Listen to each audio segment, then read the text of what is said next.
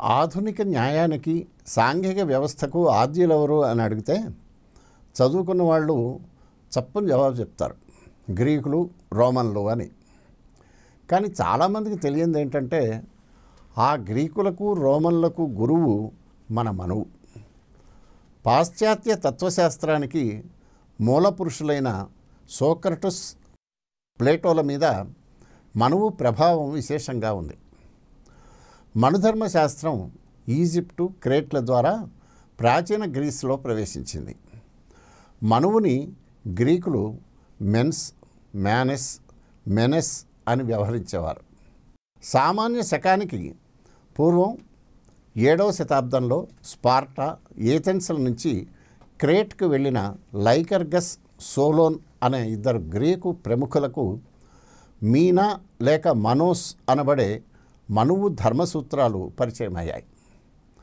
వారు పట్టుకువచ్చిన మనుధర్మశాస్త్రాన్ని ఆసరా చేసుకుని గ్రీకులు సొంతంగా శాసనాలను రాయసాగారు.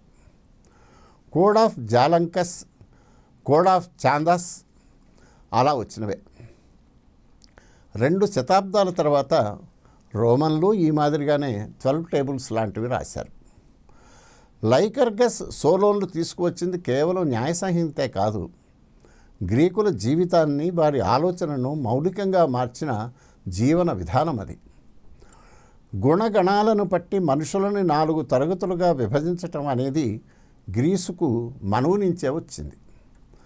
Sir William Ramsay, doctor E J Urwick అనే ఇద్దరు ప్రఖ్యాత బ్రిటిష్ విద్వాంసులు గ్రీసు మీద మనువు ప్రభావాన్ని విశేషంగా అధ్యయనం చేశారు.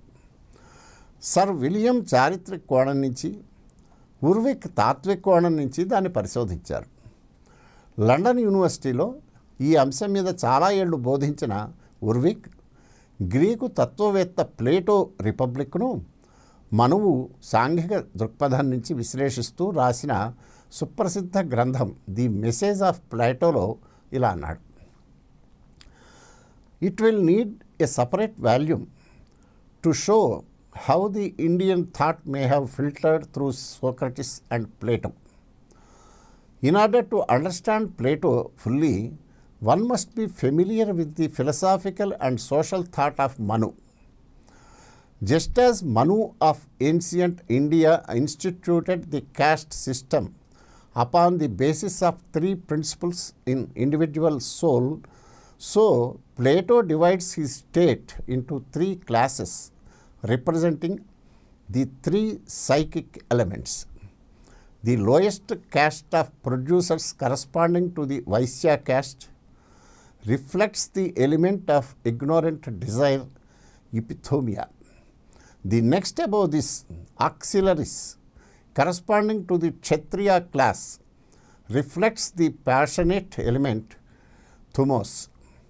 The guardians corresponding to the Brahmin caste represents the principle of prudent reason, the logistica. అని ది మెసేజ్ ఆఫ్ ప్లేటోలో ఈజే వుర్విక్ అన్నాడు. దాని అర్థం ఏంటంటే సోక్రటిస్, ప్లేటోల ద్వారా భారతీయ చింతన ఎలా ప్రసరించింది అన్నది వివరించాలంటే పెద్ద గ్రంథం అవుతుంది. ప్లేటోను పూర్తిగా అర్థం చేసుకోవాలంటే మనువు తాత్విక సామాజిక ఆలోచన మనకు తెలియాలి.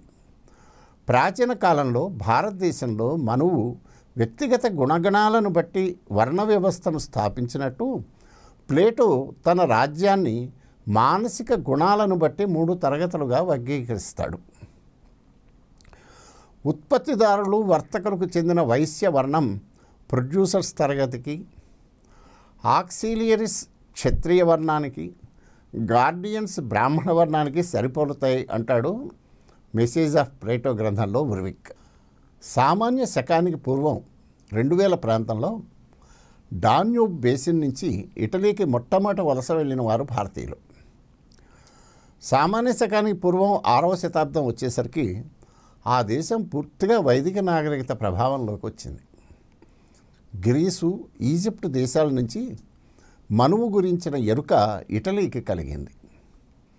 సామాన్య శకం 527 నుంచి 63 మధ్య రోమన్ సామ్రాజ్యాన్ని ఏలిన జస్టీనియన్ హయాంలో రోమన్ లాకి సంబంధించిన న్యాయ సూత్రాలను క్రోడీకరించే పని చేపట్టిన సందర్భంలో మనుధర్మ శాస్త్రం బాగా ఉపయోగపడింది.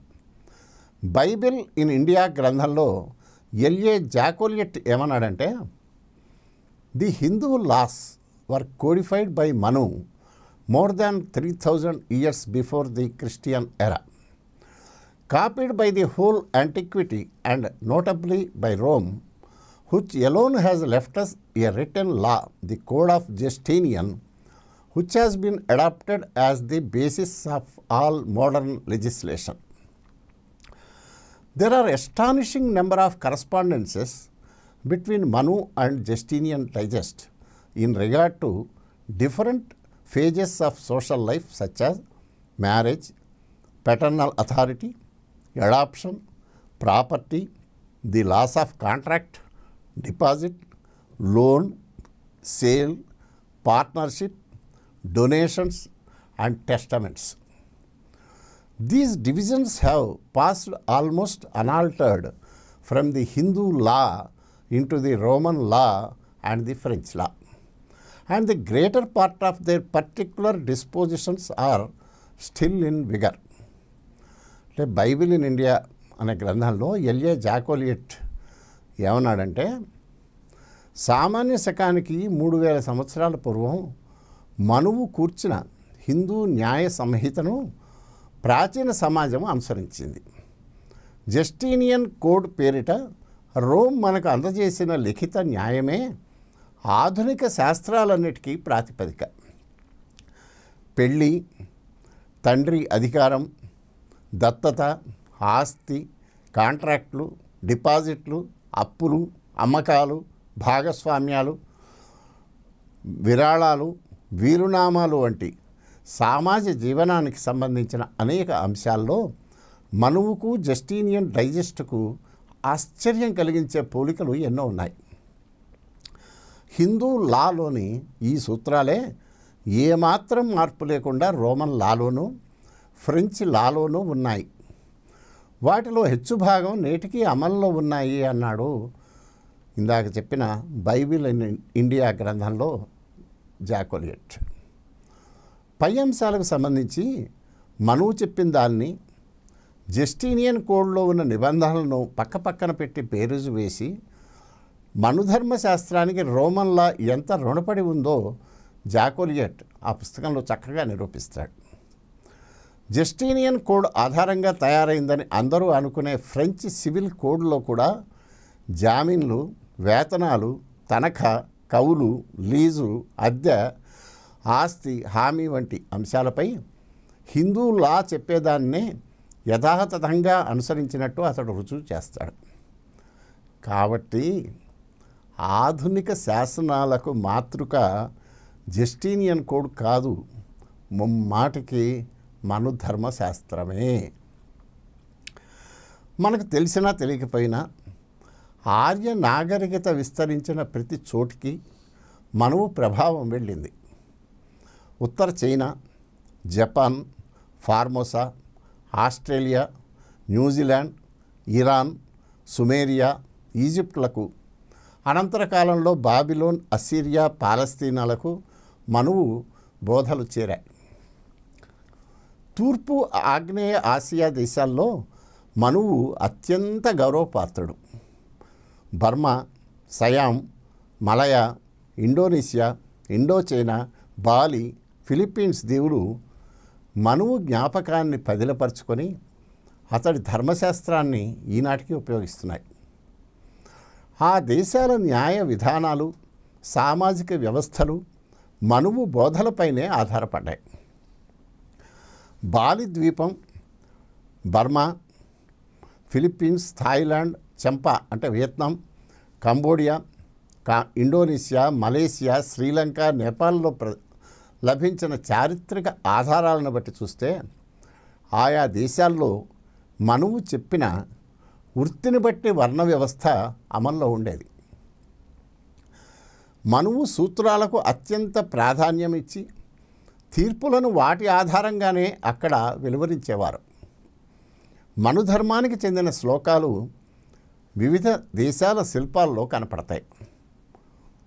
మనువు నిర్దేశించిన ధర్మసూత్రాల ప్రకారమే పూర్వం అనేక దేశాల ప్రభువులు న్యాయ నిర్ణయం చేసేవారు.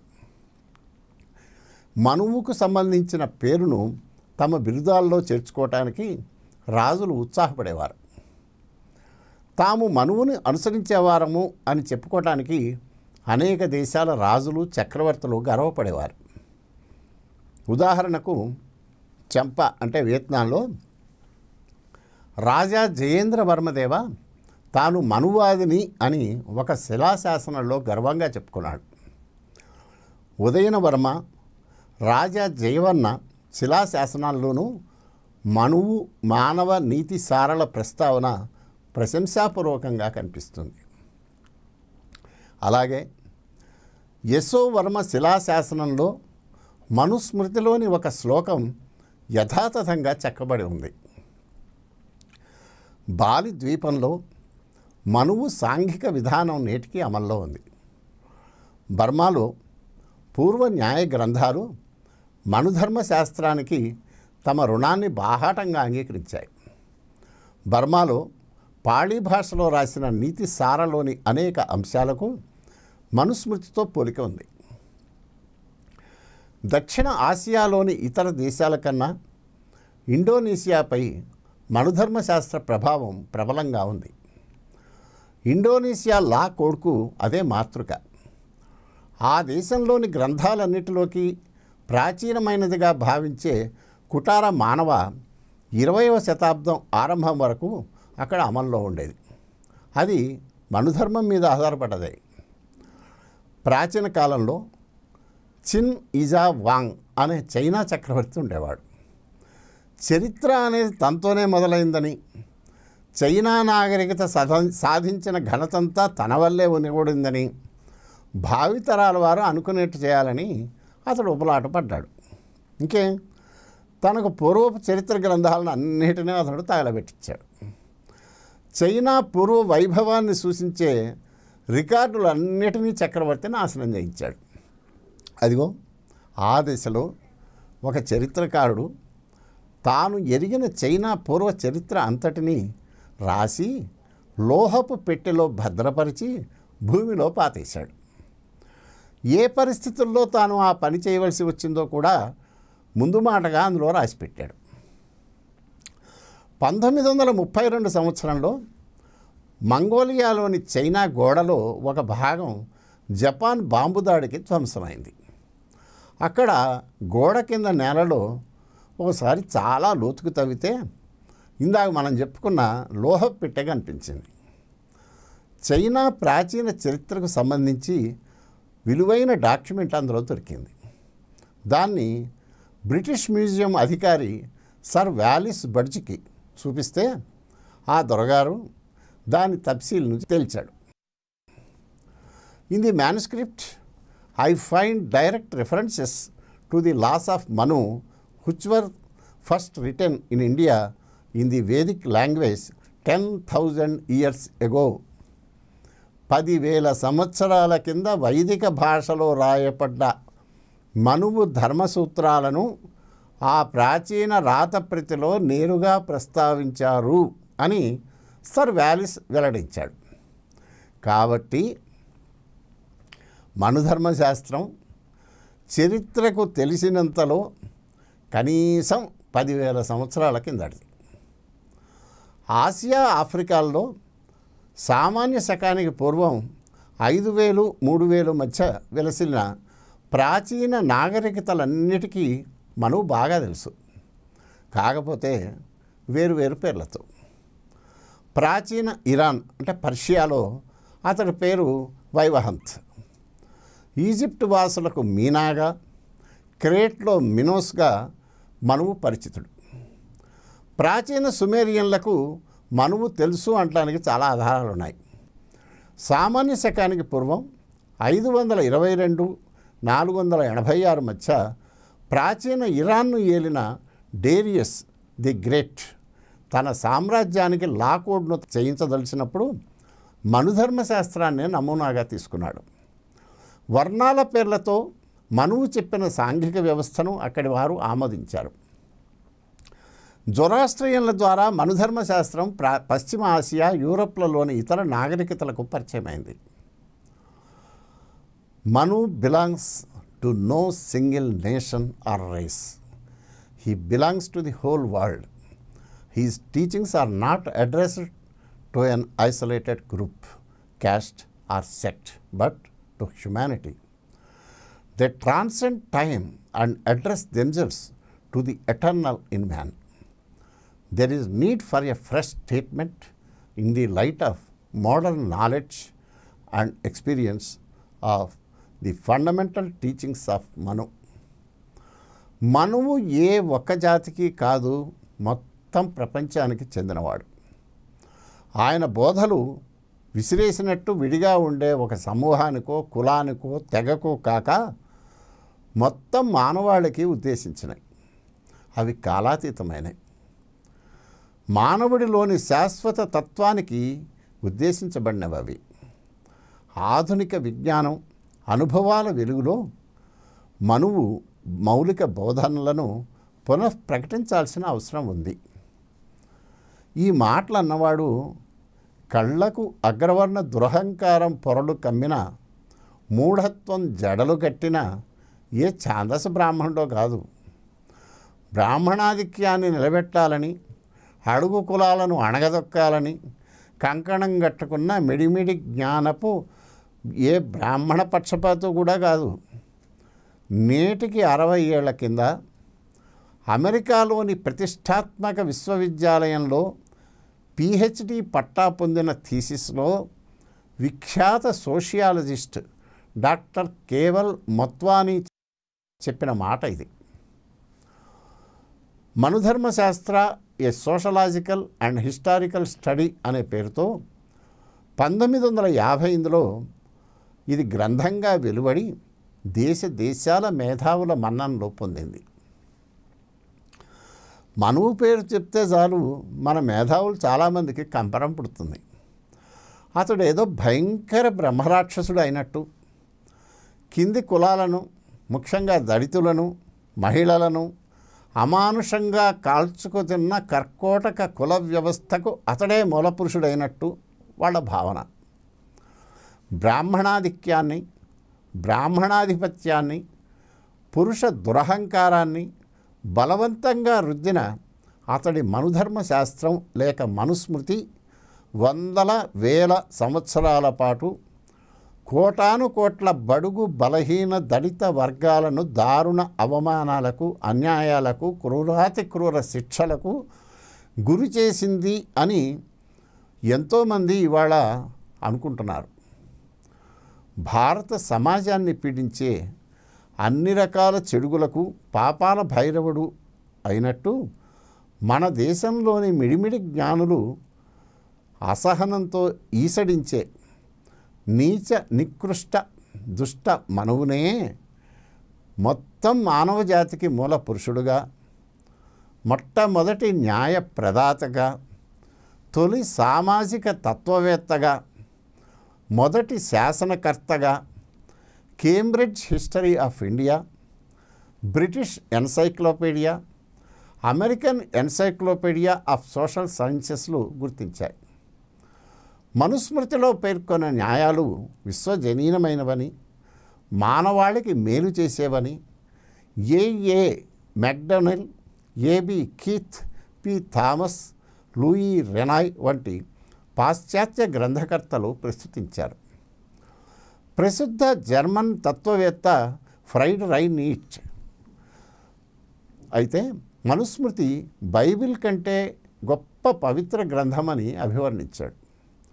The Cambridge History of India, the Encyclopaedia of Social Sciences of USA, Keith రాసిన History of Sanskrit Literature, Bharat Ratna P V Kane రచించిన ఏ హిస్టరీ ఆఫ్ ధర్మశాస్త్ర, సురేంద్ర కుమార్ రాసిన అపోజిషన్ టు మను వై ఇలాంటి గ్రంథాల్లో ప్రపంచంపై మనుస్మృతి ప్రభావం గురించి చెప్పిన విషయాలు చదివితే ప్రతి భారతీయుడు తన ఉజ్వల వారసత్వానికి గర్వపడతాడు. మీకు తెలుసా, ఫిలిప్పీన్స్లో అక్కడి జాతీయ పార్లమెంటులోని సెనెట్ ఛాంబర్ ఆర్ట్ గ్యాలరీలో ఏకంగా మనువు విగ్రహాన్నే భక్తిపూర్వకంగా ప్రతిష్ఠించారు. Manu, the first, the greatest and the wisest law giver of mankind, మానవాళికి న్యాయ ప్రదానం చేసిన వారిలో మొట్టమొదటివాడు, అందరికంటే గొప్పవాడు, అందరిలోకి విజ్ఞుడు అయిన మనువు అని ఆ విగ్రహ పలకం మీద రాసి ఉంటుంది. కానీ అదే మనువు పుట్టిన మన పుణ్యభూమిలో మనువుకున్న విలువ ఏమిటి? 1989 సంవత్సరంలో జైపూర్లోని రాజస్థాన్ హైకోర్టు ప్రాంగణంలో న్యాయవాదుల సంఘం మనువు విగ్రహాన్ని ప్రతిష్ఠిస్తే నానాగత్రా అయింది. తక్షణం దాన్ని అక్కడి నుంచి తొలగిస్తారా లేదా అని మనువును, మనువాదాన్ని అసహించుకునే సంఘాలు, సంస్థలు పట్టుబట్టాయి. వాటి ఫిర్యాదులను మన్నించి రాజస్థాన్ హైకోర్టు ఆ విగ్రహాన్ని తొలగించమని ఒక దశలో ఉత్తర్వు చేసింది. దాని మీద ఆర్య సమాజ్కు చెందిన ఒక ప్రముఖుడు అప్పీల్ చేసి స్టే పొందటంతో కూల్చివేత ఆగింది. అప్పీలు 30 ఏళ్లుగా అదే హైకోర్టులో నానుతున్నది. ఆశ్చర్యం ఏంటంటే మొట్టమొదటి శాసనకర్తగా మనువును మిగతా ప్రపంచమంతా గుర్తించి సముచిత గౌరవం ఇస్తున్నా అతడి జన్మభూమిలో మాత్రం మనువును ఏవగించుకోవలసిన ఒక దుష్టుడిగా, భారతీయ సమాజాన్ని, సాంఘిక వ్యవస్థను దారుణ దుర్నయాలకు గురి చేసిన ఒక మహాపాపిగా, క్రూరాతి క్రూరుడిగా చదువుకున్నవారు, సంస్కారవంతుల్లోనే చాలామంది తిట్టిపోస్తున్నారు. మనువాదమే దేశాన్ని పీడిస్తున్న చెడుగులన్నిటికీ మూల కారణమని దృఢంగా నమ్ముతున్నారు. ఈ విచిత్ర వైరుధ్యానికి హేతు ఏమిటి? లోపం మనువుదా, అతడు చెప్పిన ధర్మశాస్త్రానిదా, లేక మనువాదాన్ని తెగనాడుతున్న వారి ఆలోచన విధానాందా? నిజానికి మనువు చెప్పిందేమిటి? అతడికి ఆధునికులు అంటగడుతున్న నేరాలకు అతడు ఎంతవరకు బాధ్యుడు? మనువాదం పూర్తిగా దోషభూయిష్టమేనా, లేక అందులో ఈ కాలానికి కూడా పనికొచ్చే అంశాలు కొన్నైనా ఉన్నాయా? వచ్చే వీడియోలో చూద్దాం.